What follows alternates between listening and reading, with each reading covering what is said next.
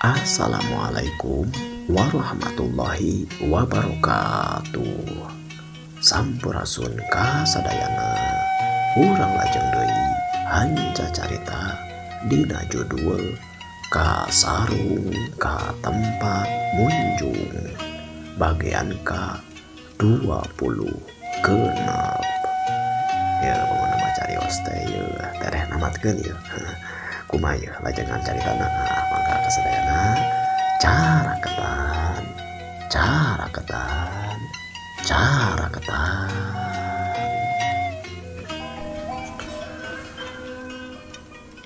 si jantra satuluyna manehanana karep cenah arek muru kibaralak anu tambah beja ti siluman meong nu ayeuna geus ditaklukeun ku si jantra. Ceuk siluman meong mah cenah kibaralak teh kabur sabab samamehna manehanana geus tampa beja yen bakal aya si jantra rek ngajorag ka tempat eta.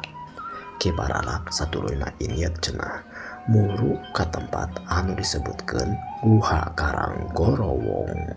Satuluyna dumasarkana beja tanpa ti siluman meong teh si jantra arek init muru ka kibaralak ngajorag ka kibaralak ka tempat nu disebutkeun Guha Karanggorowong.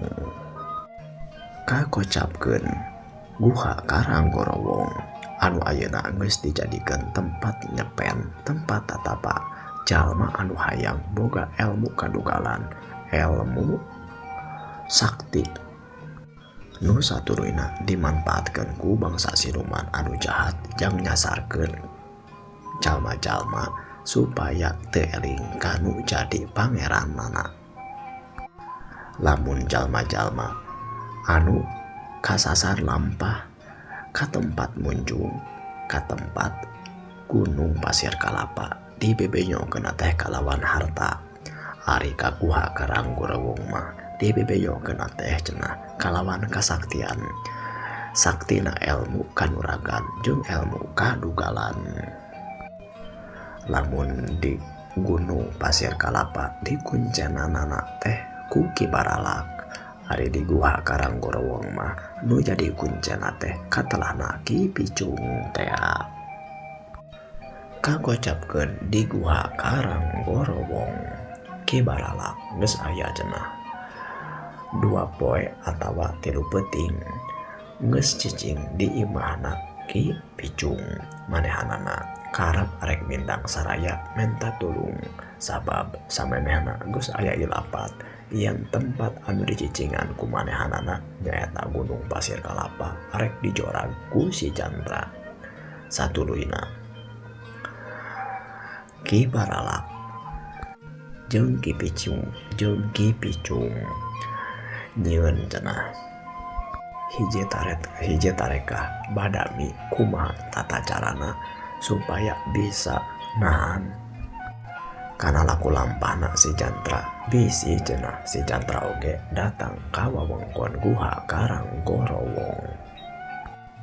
Ki Picung nyarita, bener pisan eta teh we. Yakin keur peuting oge ka aing geus datang ilapat ti siluman anu jadi tempat pabuntangan aing yen anu ngaranna si jantra teh bener geus ngancurkeun wewengkon patamanan saketeng nu aya di gunung pasir kalapa. Nya pisan bangun nama eta jalma teh nu disebutkeun manusia jantra teh boga kamampuan nu aheng oge tah. Satuluyna kibaralak nyarita, tah eta anu diharewangkeun ku aing teh Picung pasti eta nu disebutkeun si budak jantra teh bakal ngarah-ngarah ka aing kudu kumaha tuh. Heeh, aing oge bingung euy. Sabab pasti eta jalma teh bakal menang jauh oge, bakal menang beja oge Yan Anjeun bakal datang ke tempat ieu jeung deui sanajan Anjeun teu datang ke tempat ieu ge manehna pasti bakal ngarah-ngarah ke tempat ieu sabab di tempat ieu ge aya tempat pamunjungan ngan pedah meureunan di dieu mah lain kalawan dibebenyokeun ku harta tapi ku kasaktian ka jalma-jalma anu hayang dugal jeung boga ilmu kasaktian tina wanda ilmu bela diri anu luhur. Benar-benar pesan ceuk Ki Baralak deui satuluyna nyarita.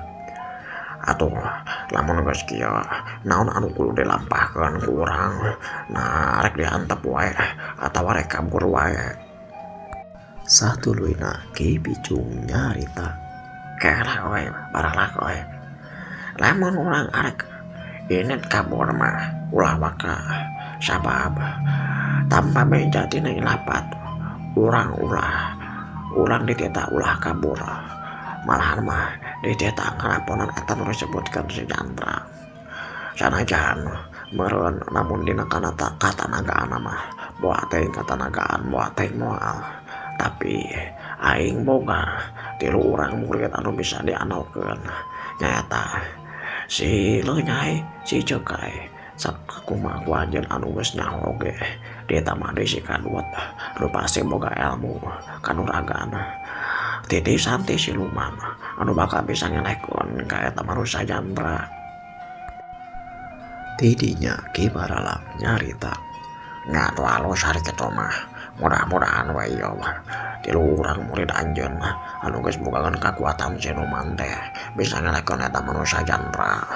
Tapi anu dihitung ku aing mah we eta 2 murid anjeun ge cantang tuh sabab nyaho sorangan ieu manusia Jantra teh bogakeun pusaka anu disebutkeun kujang hideung kujang gulung anu bisa nyerep kana kakuatan siluman jeung tangtu wae urang mah bisa ngayunan kana kakuatan eta sarupa kitu anu diagem ku si Jantra. Satuluyna Ki Bicung nyarita deui. Lamun kitu kudu kumaha tuh urang we rada bingung ya ka arti oge sabab eta pusaka teh kudu nama we bisa direbut bisa dicokot tapi tong borong ngarebut jeung nyokot mah kahiji urang kudu ngelehkeun heula si Jantra kaduana eta pusaka teh teu saban jalma bisa nyokot nyekel kana eta pusaka ngagem kana eta pusaka kudu kumaha tuh kurang nya we dipikir-pikir mah jadi rieur ya. Tidinya Ki Baralak nyarita deui. Arek kitu mah geus suatu urang inyet urang tepungan Ki Palang we sabab manehna mah boga kakuatan jang nyumput puni tinu cang.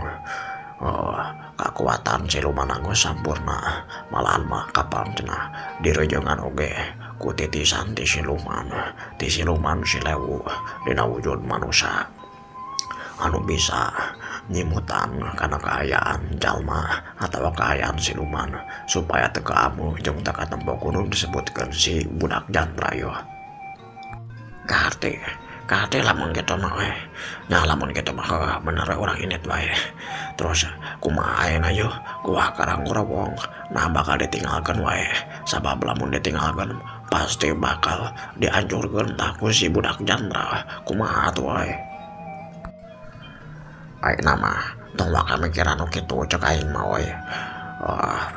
Bicung we. Ayeuna mah urang inyet we. Bawa oge jeung murid-murid anjeun keun kebae kuha mah kuha kemae cenah dihancurkeun jeung beureunan tempat ieu geus moal bisa dipake tempat pamunjungan deui.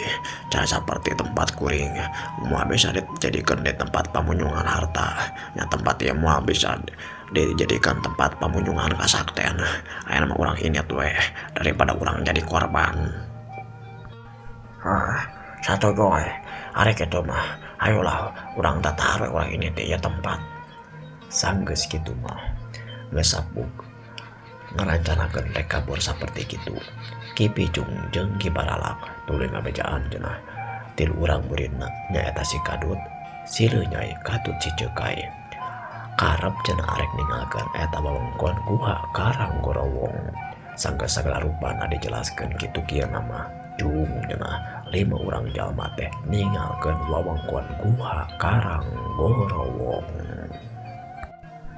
Sababaraha waktu kaliwat sanggeusna ditinggalkeun ku 5 urang jalma anu cicing di wewengkon Guha Karanggorowong anu geus ini teuing ka mana. Cepua cenah kira-kira wanci rumangsang si Chandra geus nepi ka wewengkon Guha Karanggorowong. Didinya si Chandra tuangan teangan neangan tempat anu sok dicicingan ku Ki Picung. Dina pikiran si Chandra mah teh nyaho ayana Ki Picung, teuing ayana Ki Baralak jeung saha-saha jalma anu aya cicing di tempat eta. Ngan kasampak teh saung we anu geus kosong, malahan mah kaciri cenah barang-barang anu kira-kira bisa manfaat mah geus eueuh di tempat eta. Satuluyna teh jauh beda jeung kaayaanana di Pasir Kalapa, di Gunung Pasir Kalapa. Saung di Guha Karanggorowong ge langsung we cenah diduruk ku si Chandra. Sanggeusna ngaduruk eta saung tempat cicingna Ki Picung jeung murid-muridna.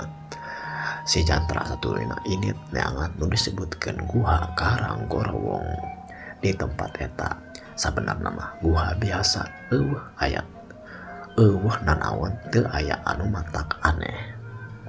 Malahan mah makhluk anu cicing anu sok dijadikeun panipuan pikeun ka jalma anu hayang boga kasakten-tea geus dicokot cenah geus dipinahkeun ku Ki Picung, dibawa oge ku Ki Picung ka tempat teuing ka mana. Si Chandra ngabedega we nangtung ajeg di lawang Guha Karanggorowong. Didinya ngagarendeng manehanana ngomong sorangan. Tibang tapak-tapakna unggul eueuh anu disebutkeun kuncena anu osok jadi jamatan di tempat ieu. Malahan mah makhluk nu ngageugeuh siluman nu aya cicing di guha ieu ge geus leungit. Tinggal kieu ari kieu mah besing dihancurkeun oge guhana moal aya gunana, malahan menjadi ngarusak alam. Buat tingke mah jadi tempat wisata. Tempat ieu teh bisa dijadikeun napak tilasna jalma-jalma ngan asal ulah dijadikan tempat pamusrikan we ieu. Ieu tempat disebutkeun Guha Karanggorowong teh.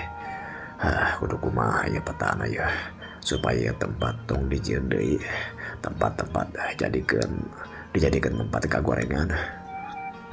Tapi meureun ari kuncana geus eueuh mah moal aya jelema nu nuduhkeun deui kana pagawean goreng ari kieu mah. Ngadukur bisa ngaduruk saung si Kuncen bari si Kuncen ge teu kapangi hari model kieu mah ieu. Naon atuh nu kudu dilakukeun ku aing nya kitu cenah pikirna si Chandra teh. Dipikir mah wa gunana lamun dihancurkeun oge sabab aing sarua jeung ngarusak alam.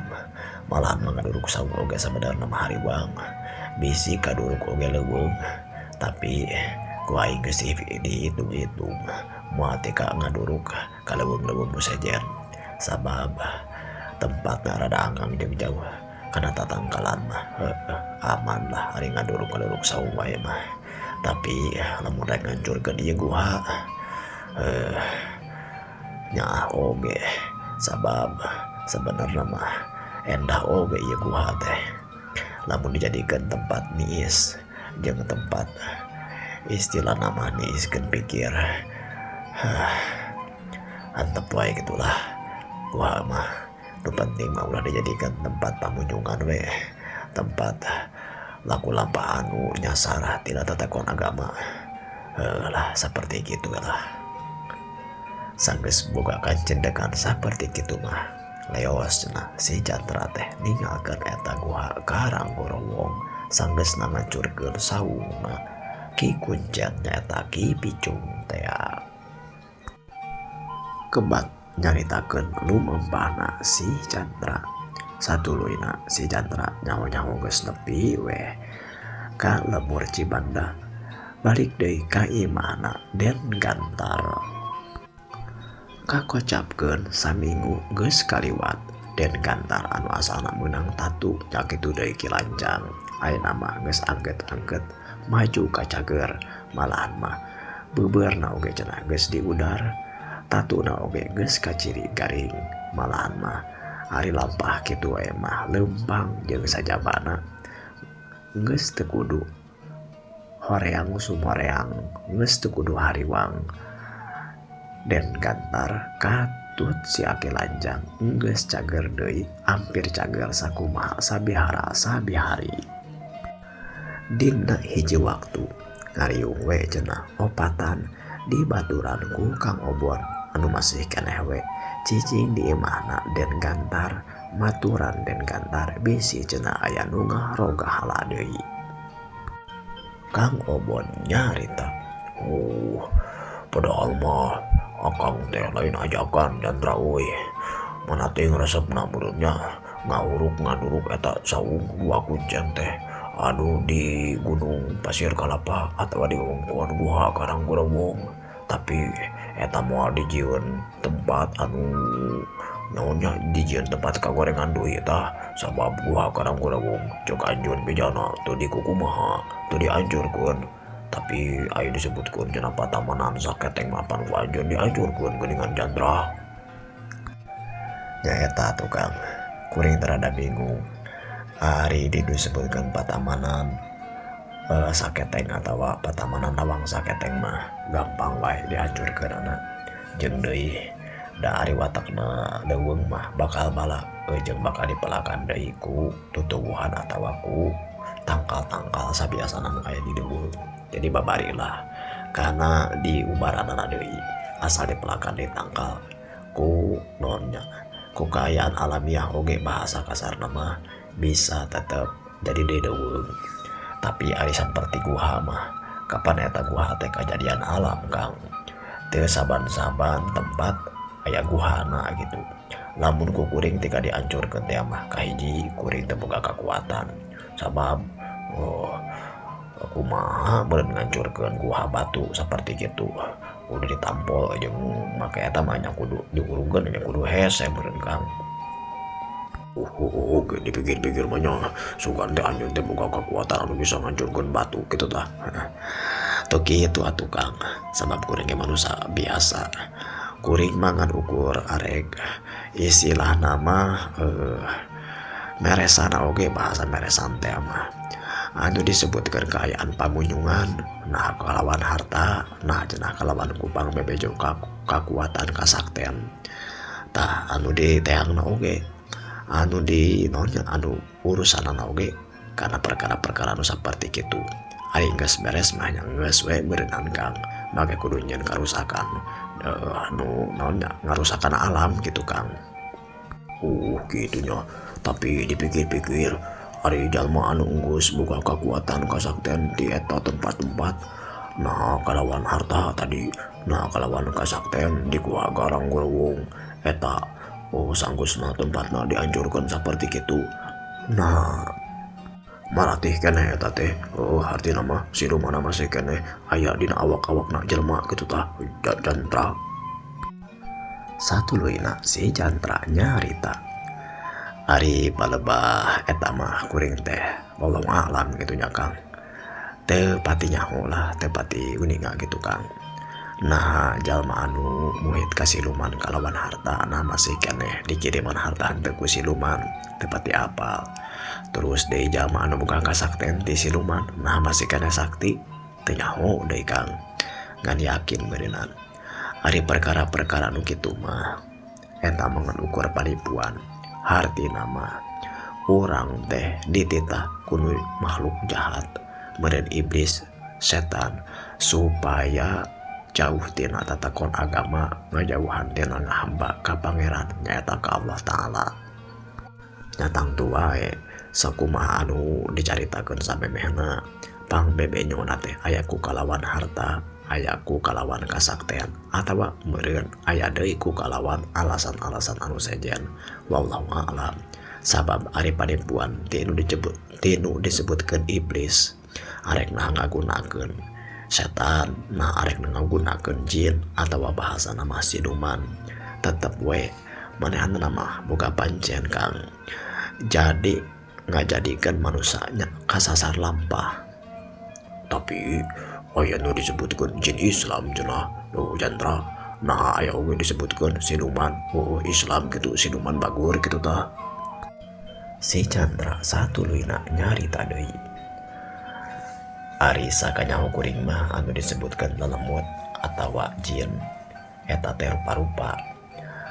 Aya oge nu disebutkeun istilah nama jin korin, cenah mah istilah nama tina jin anu ditinggalkeun ti manusia. Tah bahasa kolot mah aya nu disebutkeun karuhun, lalemutanana teh karuhun. Ari diriwa eta kumaha eta Jandra? Ari diriwa mah nya sabangsa jin kan siluman oge sabangsa jin. Lamun tadi disebutkan aya jin anu aya disebutkan jin Islam nyatang tu wae. Aya oge meureun siluman anu bager atawa diriwa anu bager nya meureunan. Istilah nama sarua jeung jalma we Kang. Dan kitu oge istilah nama sarua oge makhluk Allah, tapi sing ingat makhluk Allah nu mulia mah ngan ukur manusia, lain ngan ukur manusia. Sabab malaikat oge disebutkan makhluk Allah anu mulia ngan meureun manusia. Istilah nama leuwih mulia tinimbang jin, siluman jeung sajabana. Tapi bisa wae manusia oge leuwih hina tinimbang jin, malahan mah bisa leuwih hina tinimbang satu hewan lamun laku lampahna leuwih goreng tinimbang kajahatan jin atawa siluman tinimbang kabodohan anak satu hewan. Naon maksudna eta teh Jandra? Intina mah dina kalakuan anak lamun manusia meureunan ngalakukeun perkara-perkara anu hade maka eta manusia disebutkan manusia anu mulia Kang. Tapi lamun ieu manusia teh ngalampahkeun perkara-perkara anu goreng nyata nu disebutkan manusia hina teh anu leuwih hina tinimbang jin nu jahat atawa satu hewan nu jahat kitu tah Kang.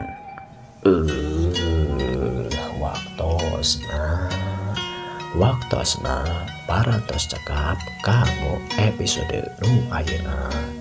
Ieu pasti kana aya ieu teh ya. Ngan buru-buru kana tamat cenah ieu. Lumayan ajengan cariosna ieu. Kasaru ka tempat menuju manganya diantos wae dina episode salajengna. Wilujeng patepang deui. Permio